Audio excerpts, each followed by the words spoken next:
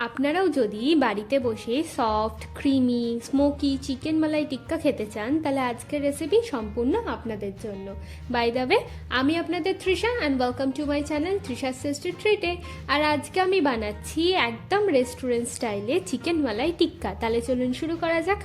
এই চিকেন মালাই টিক্কা বানানোর জন্য বোলের মধ্যে আমি এখানে 500 গ্রাম বোনলেস চিকেন দিয়ে দিচ্ছি। এবার এর মধ্যে 3 চামচ মতো ফ্রেশ ক্রিম দিয়ে দেব 3 চামচ ফ্যাটানো টক দই।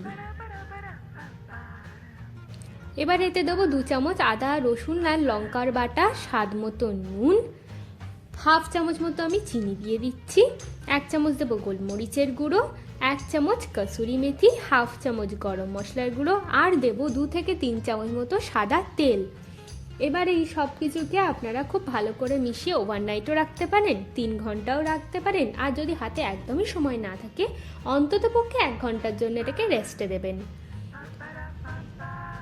এবার এর মধ্যে আমি বেশ কিছুটা চিজ দিয়ে দিচ্ছি, এতে কিন্তু মালাই টিক্কাটা খেতে খুবই ভালো লাগে। আবার আমরা এটাকে খুব ভালো করে মিশিয়ে নেব।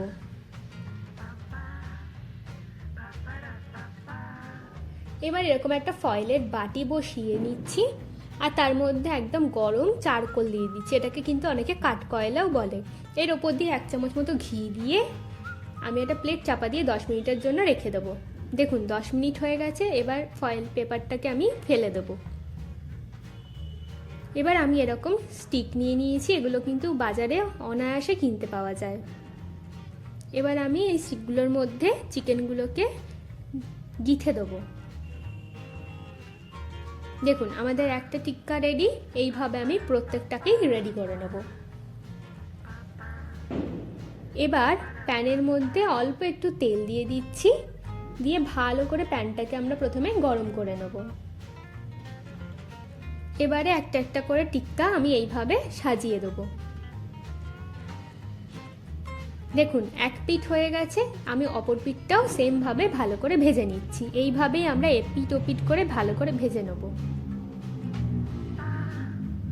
দেখুন আমাদের মালাই টিক্কা কিন্তু প্রায় রেডি। চলুন এবার এগুলোকে আমরা একটু সার্ভ করে দিই। আমি সার্ভ করছি ধনেপাতা চাটনি আর লাচ্ছা পেঁয়াজ দিয়ে। এই লাচ্ছা পেঁয়াজ আর ধনেপাতা চাটনির রেসিপি যদি আপনারাও চান তাহলে আমি ডেসক্রিপশন বক্সে লিঙ্ক দিয়ে দেবো, আপনারা গিয়ে চেক করে নেবেন। আমাদের চিকেন মালাই টিক্কা একদম রেডি। আমার ভিডিওটি যদি আপনাদের ভালো লেগে থাকে তাহলে প্লিজ একটি লাইক করবেন, প্রচুর শেয়ার করবেন, আর এরকম আরও ভিডিও পেতে আমার চ্যানেলটিকে সাবস্ক্রাইব করবেন।